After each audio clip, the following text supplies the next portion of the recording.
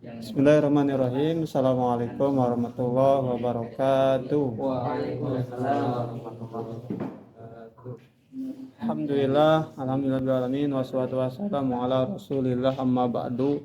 Alhamdulillah, terima kasih kepada Kang Eko yang sudah memberikan kesempatan bagi saya untuk berbagi ilmu, insya Allah dengan teman-teman TPL.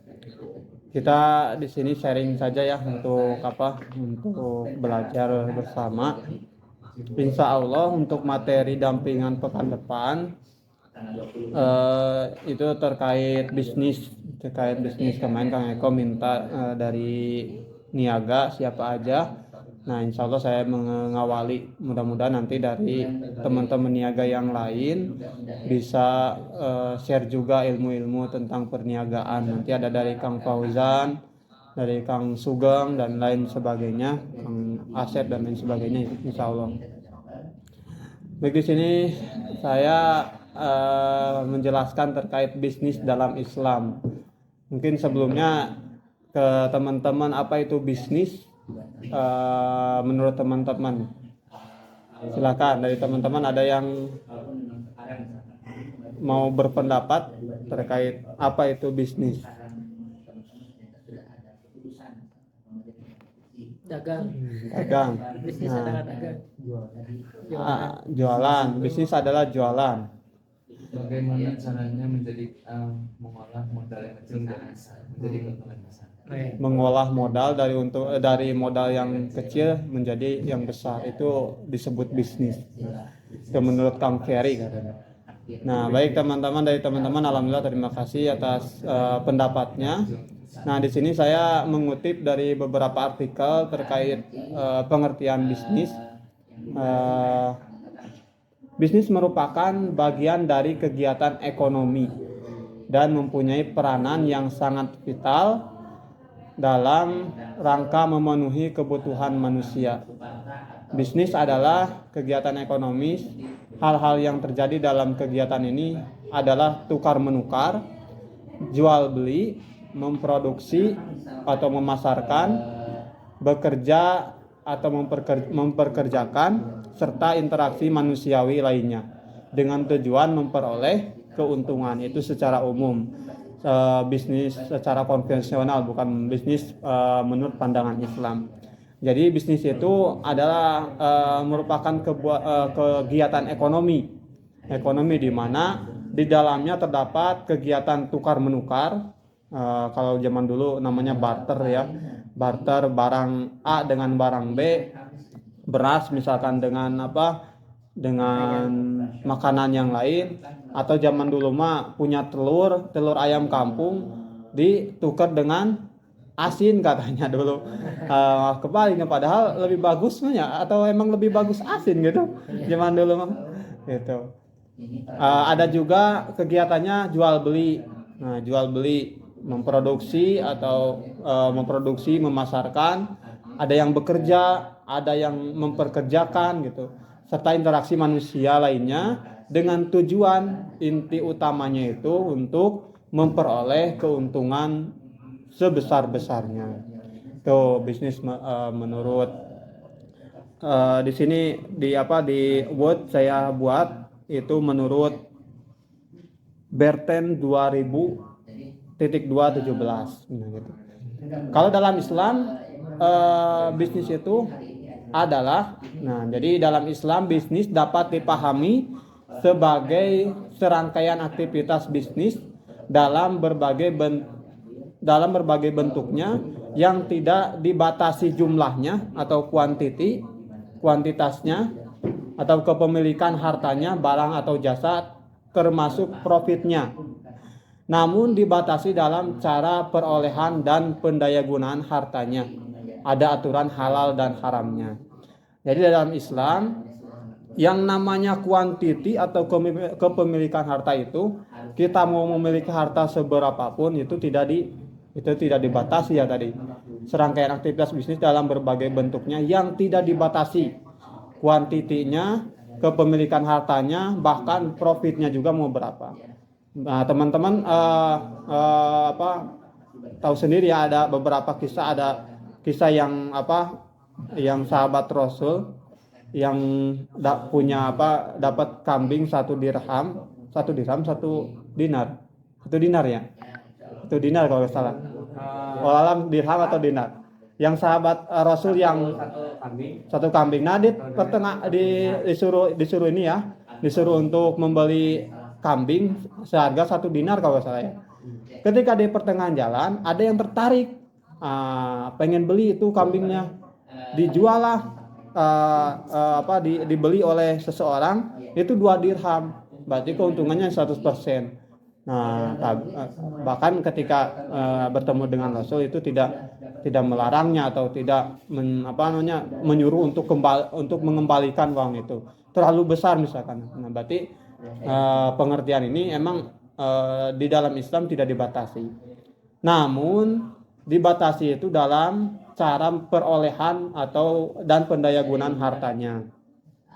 Di sini dalam yang pertama tadi tidak dibatasi di surat Al-Mulk, dia yang artinya dialah yang menjadikan bumi itu mudah bagi kamu, maka berjalanlah di segala penjurunya dan makanlah sebagian dari rezekinya, dan hanya kepadanya lah kamu kembali setelah pembelanjaan. Jadi kita diperintahkan untuk tadi berjalan atau berikhtiar untuk mencari rezeki. Bahkan di surat Al-Jumu'ah ya, ketika sholat telah dilaksanakan maka bertebaranlah, silakan mencari kebutuhan-kebutuhan untuk kehidupan. Namun tadi harus ada dibatasi dalam perolehan dan pendayagunaan. Di sini ada hadis dari hadis riwayat Ahmad, kedua telapak kaki seseorang anak Adam di hari kiamat masih belum beranjak sebelum ditanya kepadanya mengenai 4 perkara: tentang umurnya, apa yang dilakukannya, tentang tentang masa mudanya, apa yang dilakukannya, tentang hartanya, dari mana dia peroleh dan untuk apa dia belanjakan, dan tentang ilmunya, apa yang dia kerjakan dengan ilmunya itu. Nah, maka dibatasi supaya kita aman atau selamat nanti di yaumil akhir, supaya ketika ditanya dari mana harta didapatkan dan untuk apa dibelanjakan, nah maka Islam mengaturnya. Untuk selanjutnya prinsip-prinsip bisnis dalam Islam. Yang pertama, ada beberapa prinsip yang dicontohkan oleh Rasulullah SAW ketika berbisnis. Nah, jadi kita jangan dulu melihat ke pembisnis yang non Muslim atau misalkan di luaran Islam. Namun kita harus fokus utamanya itu kepada Rasulullah SAW, karena Nabi kita semua itu adalah pembisnis ulung yang luar biasa. Bahkan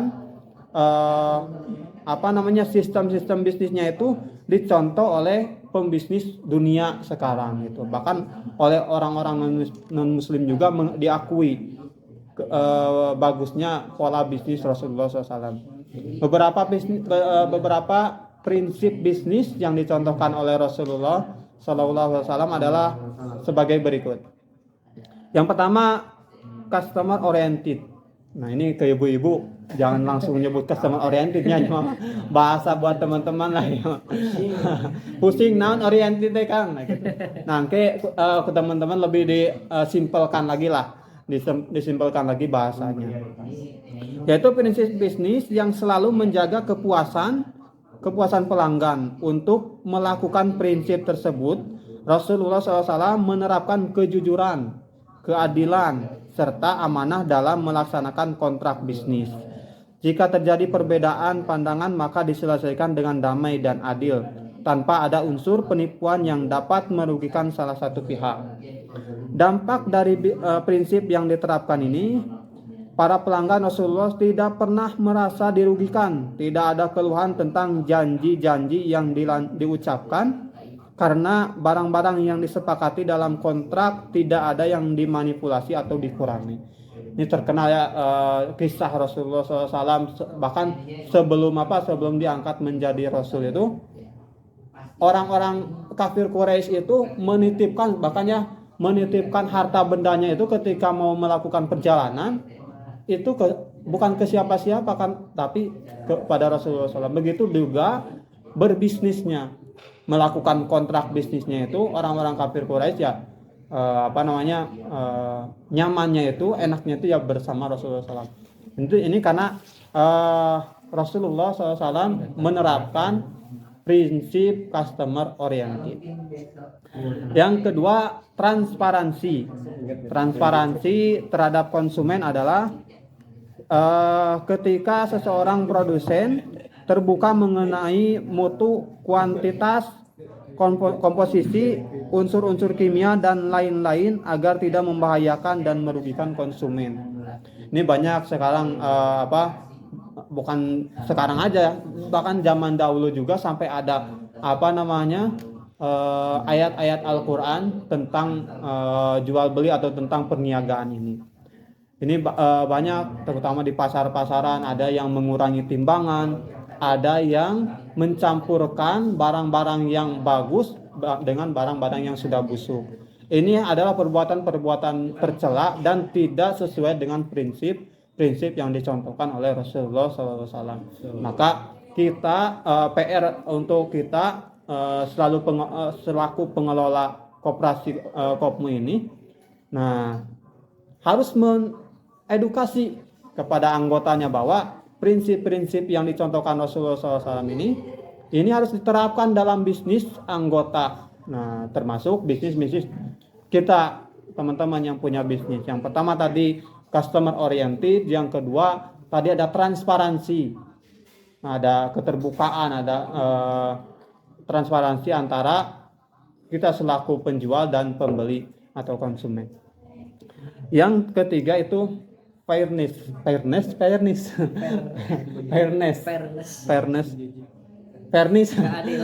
Keadilan. Terwujud. Saya ngomong bahasa Inggris teh. Kemudian ibu-ibu. Nah, terwujudnya keadilan adalah misi diutusnya para rasul. Tentu inti utamanya itu ya keadilan. Diutusnya Rasulullah SAW itu diutus sebagai untuk mewujudkan keadilan.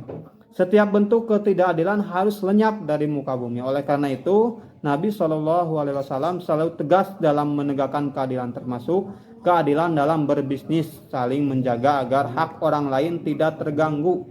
Selalu ditekankan dalam menjaga hubungan antara yang satu dengan yang lainnya sebagai bentuk dari keadilan. Keadilan kepada konsumen dengan tidak melakukan penipuan dan menyebabkan kerugian bagi konsumen. Nah, ini selaku penjual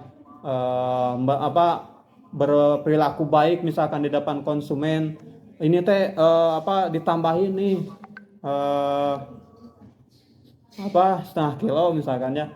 Padahal ketika ditimbang, ya ketika pas Ustaz Farudin tuh beli 5 kilo pas ditimbang di rumah, itu tadi ditambahan makan banyaknya, ternyata pas ditimbang 3,5 kilo ya, luar biasa. Itu naudzubillah min dzalik, jangan sampai ada di antara kita naudzubillah yang berperilaku seperti itu, karena hal itu keluar dari prinsip-prinsip bisnis yang dicontohkan oleh Rasulullah SAW. Terus selanjutnya yaitu etika bisnis dalam Islam. Nah, jadi tidak hanya di luaran Islam saja, bahkan Islam itu hal paling utama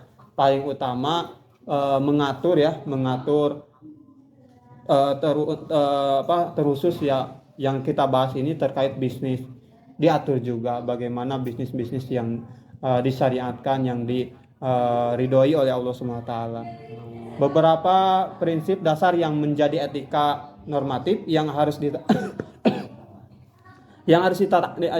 ditaati ketika seorang muslim akan dan sedang menjalankan bisnis atau usaha. Di antaranya ini ada beberapa etika bisnis yang harus kita jalankan ketika kita akan atau sedang menjalankan bisnis.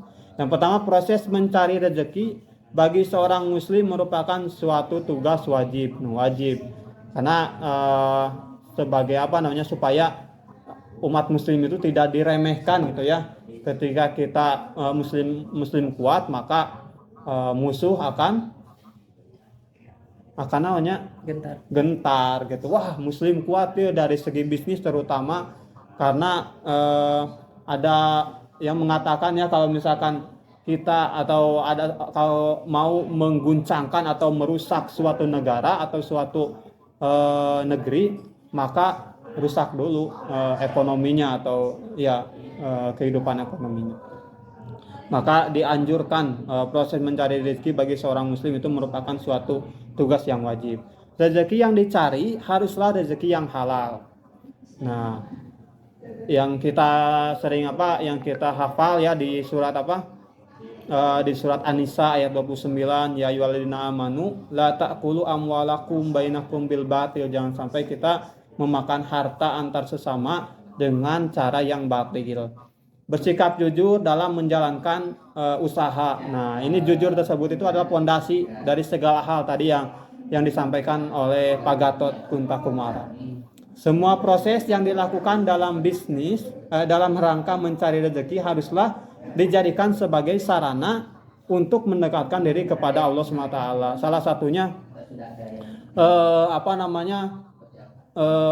kalau kata Ama, kalau kita berbisnis ketika adzan berkumandang gitu ya, atau ketika ada hal-hal kewajiban kita kepada Allah SWT, maka yang kita harus mengutamakannya. Ketika akan mendekati adzan sholat duhur misalkan, berarti 5 menit atau 10 menit sebelumnya warung atau toko atau ruko kita tutup. Nah, dan insya Allah ini mudah-mudahan bisa diterapkan juga oleh anggota dan juga teman-teman yang punya bisnis yang akan dan sedang dijalankan, jangan sampai menimbulkan kerusakan lingkungan hidup. Nah, ini jangan sampai merugikan atau mengganggu kenyamanan, keamanan masyarakat sekitar. Misal membuat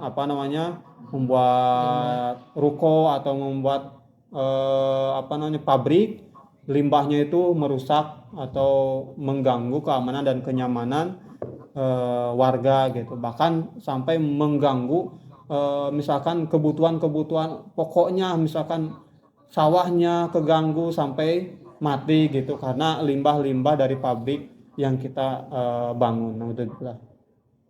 Persaingan dalam bisnis dijadikan sebagai sarana untuk berprestasi secara fair dan sehat. Jadi bahasanya fastabiqul khairat, bukan bersaing, berlomba-lomba dalam kebaikan. Tidak boleh berpuas diri dengan apa yang sudah didapatkan. Maka ketika kita udah mendapatkan lebih, sekarang jangan sampai kita ngeslah mau ka bisnisna tutup heula. Kedela ada aya keneh ya. Nah gitu. Jangan sampai gitu. Terus berikhtiar gitu. Dan 8, menyerahkan setiap amanah kepada ahlinya, bukan kepada sembarang orang sekalipun keluarga sendiri. Nah, kita ketika punya bisnis jangan sampai mentang-mentang ini keluarga ya kita serahkan ke keluarga kita misalkan, padahal keluarga kita tersebut tidak ada potensi untuk berbisnis gitu. Ya kalau misalkan dari luar ada yang berpotensi, berarti dari luar gitu. Mungkin dari keluarga kita apa yang harus dikerjakan sesuai dengan kemampuan gitu. Kalau dalam film-film agaknya ini bisnis keluarga saya punya hak. Nah, asal pecat gitu, asal pecat keluarganya. Padahal tenimbrung ngagawean tenang gitu nya, tambah film ya. Mudah-mudahan tidak ada gitu dalam kenyataan. Ayat dan hadis etika bisnis ini ada beberapa ayat-ayat Al-Qur'an yang bisa teman-teman nanti share ke anggota, yaitu di Quran surat An-Nisa ayat 29, Al-Baqarah 188, Al-Baqarah 275 terkait riba atau kehalalan jual beli dan haramnya riba gitu. Al-Baqarah ayat 282 terkait hutang piutang. Hutang piutang itu harus dicatat. Nah, ini harus diingatkan ke ibu-ibu supaya tidak ada perselisihan antara ibu-ibu selaku penjual dan konsumen gitu. Nah, si ibu-ibu nagih, konsumennya tidak merasa punya utang, si ibu-ibunya gak punya catatan, udah hangus gitu utangnya gitu.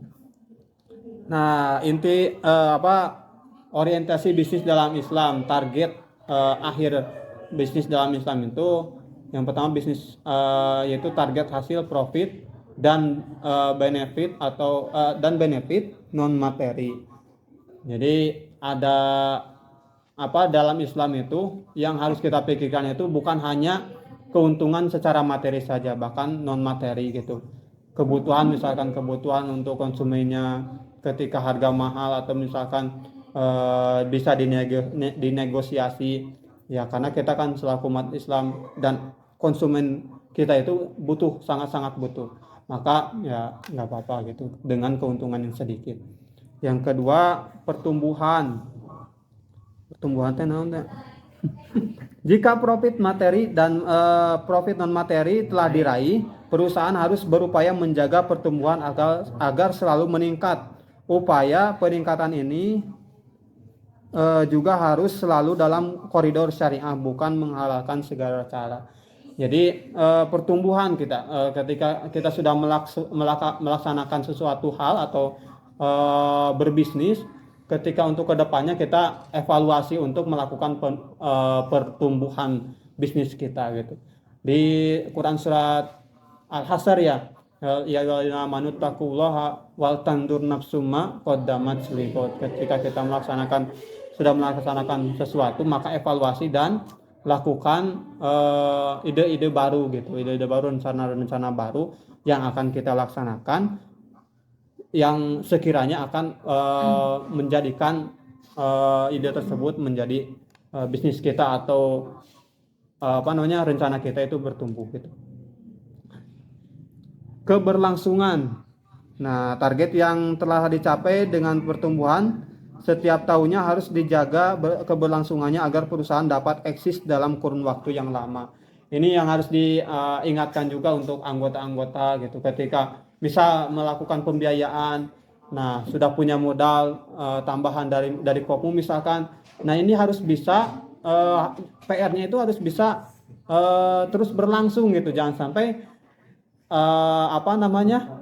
dikasih pembiayaan beres ajuan ngajukeun deui jang modal sebelumnya ka mana itu. Nah, saya Pak misalkan barangna ku barudak dicanakan meser teh dituang gitu kangge kebutuhan sehari-hari. Nah, ini harus diedukasi gitu, bagaimana supaya bisnis anggota itu bisa terus berlangsung dalam kurun waktu yang lama. Dan yang paling terakhir itu adalah keberkahan. Nah, gitu. Dari bisnis kita bukan hanya materi yang didapat. Ya alhamdulillah, mudah-mudahan misalkan materinya besar melebihi target, tapi kalau misalkan tidak berkah, tidak sesuai dengan syariah, nah percuma gitu. Akhirnya ya celaka gitu. Nauzubillahi min dzalik.